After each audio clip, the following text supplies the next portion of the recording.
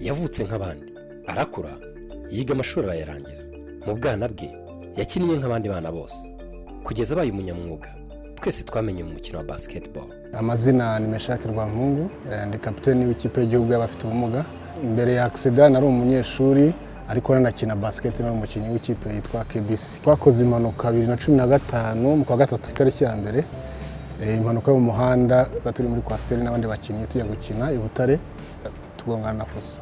Impanuka nakoze of course yahinduye ibintu byinshi, plan zose nari mfite, direction nari hindutse. Ari umuntu usanzwe ugenda n'amaguru, activities zanjye zose nzikora nta mbogamizi mfite, ariko urumva iyo ugize ikibazo cy'ubumuga uri mu igare byari impinduka nyinshi. Nagomba gutangira mu bushyashya no gutangira kuri zero. Nubwo yamugaye, Meshaki Rwampungu ntiyaheranwe n'agahinda, ahubwo yafashe ya mbere mu gufatanya na polisi mu bukangurambaga ku mutekano mu muhanda bugamije guhindura imyitwarire y'abatwara ibinyabiziga bidahwema gutwara ubuzima bw'abanyempano batandukanye. Initiative yitwa Sports on Wheels ni igitekerezo cyaje nyuma yaho ngiriye impanuka ikansigira ubumuga, hagamijwe gutambutswa message y'uko ufite ubumuga arashoboye kandi katagomba guhezwa muri societe.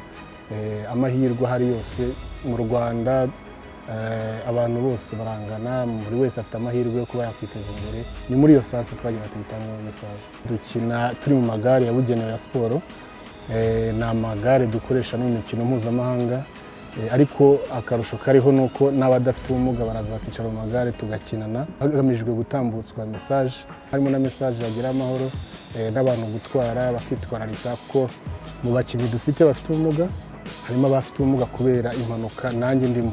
Ubutumwa nagerera abashoferi, abamotari n'abandi bose bakoresha umuhanda nuko iyo badushishikariza gukoresha umuhanda neza nibyo baba baturinda. Ni ukurinda ubuzima bwacu, ni ukurinda ubuzima bw'abandi. Tuboneyeho kubatumira muri benshi kuri uyu wa gatandatu muri Petit Stade kugira ngo muzaze muryoherwe n'ibirori bya basket, ari nako twibukiranye uruhare rwacu mu gukumira impanuka. Sport on Wheel, gera amahoro.